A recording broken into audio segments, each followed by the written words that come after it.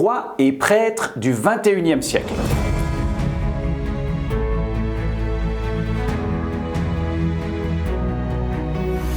La Bible est intemporelle. Dans l'Apocalypse et les épîtres de Pierre, elle déclare que le travail de chaque chrétien est d'être prêtre et roi. En tant que prêtre, nous apportons à Dieu des gens et leur situation, mais nous apportons aussi des louanges.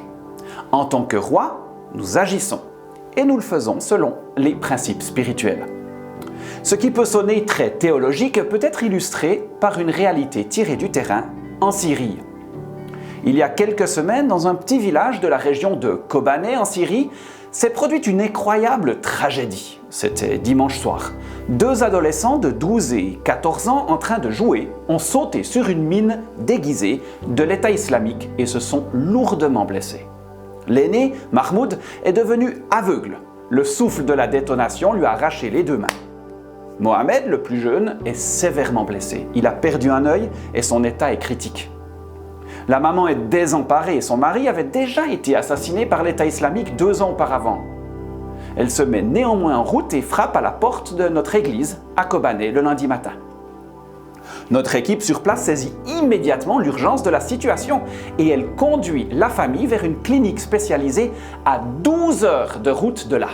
Me viennent à l'esprit les 4 amis de Marc 4. Ils ont porté aux pieds de Jésus leur ami en passant par le toit d'une église de maison improvisée à Capernaum. Là, leur ami a été guéri. C'est avec le même engagement que nos jeunes convertis ont conduit durant 12 heures les 2 adolescents aux pieds de Jésus. Ouspa. Le mot signifie en hébreu incessant, acharné, audacieux et indique une sorte de courage impudent.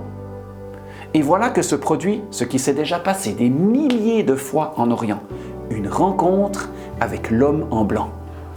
Dans l'ambulance, 2 heures avant l'opération planifiée, Jésus dit à Mahmoud « Je te rendrai la vue ». Arrivé à la clinique, un ophtalmologue russe est présent, comme par hasard, et prêt à intervenir. Il opère les 2 garçons et sauve un œil à chacun. Actuellement, il y a 30 empereurs, princes et autres rois qui dirigent 44 monarchies à travers le monde. Il y a aussi d'innombrables inconnus qui ont compris leur mandat, agir comme des rois et comme des prêtres en apportant la misère de nos concitoyens aux pieds de Jésus. Ce sont ceux-là qui, par leur foi, impressionnent le roi des rois, Jésus.